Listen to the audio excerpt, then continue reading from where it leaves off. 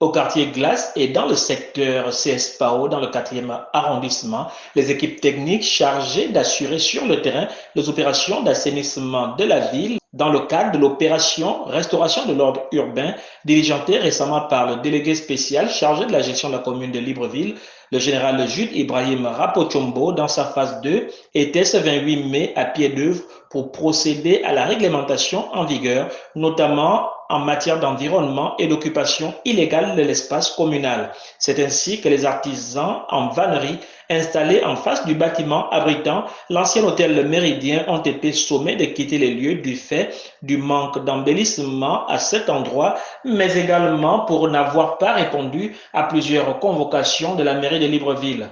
Roger Ekan, technicien de la Direction générale de l'habitat, des aménagements urbains, des transports et des infrastructures, nous édifie. Le maire veut que la ville soit belle, que la commune soit belle. Alors des riverains comme ça, ces opérateurs économiques qui ne font pas embellir la ville, on doit les déguerpir. On les déguerpit sans délai. Ils ont reçu notre premier passage, ils ont reçu une convocation où ils devraient se présenter à la porte 042, c'est-à-dire ils devront trouver un représentant de la direction générale du cadastre, de l'hôtel de ville. Ils ne se sont pas présentés. Nous sommes en train d'embarquer, faire des saisies. On va noter tout ce qu'on a saisi. On va parquer ça à l'hôtel de ville. Et au moment donné, forcément, le requérant, c'est-à-dire l'opérateur, va se présenter à l'hôtel de ville pour s'acquitter à ses amendes. Scénario identique dans la zone du CSD PAO, les équipes déployées dans ce secteur ont procédé à la fermeture d'un garage anarchique ne disposant d'aucun document administratif. Ici, c'est Maurice Hortense Boukandou, conseiller du délégué spécial chargé de la coordination dans ce secteur, qui nous fait le point. L'opération de ce jour a consisté au déguerpissement d'un garage à ciel ouvert, comme on les appelle communément les garages anarchiques. Et elle ne s'est pas faite de but en blanc sans qu'il y ait des précautions qui aient été prises à l'avance. Nous étions déjà arrivés dans ce garage où nous avions adressé une convocation et nous avons même infligé des amendes. Parce que vous-même, vous regardez l'état du garage, il ne répond à aucune norme.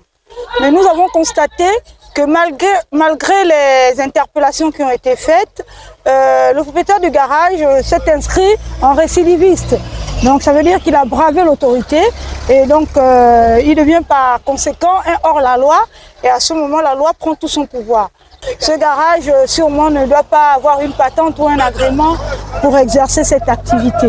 Donc là nous sommes en train de procéder, comme vous avez pu le voir, au déguerpissement.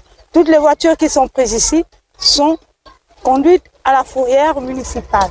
Lancée récemment par le délégué spécial, le général Jude Ibrahim Rapochombo, la seconde phase de l'opération de restauration de l'ordre urbain va s'étendre durant un mois dans le 4e arrondissement.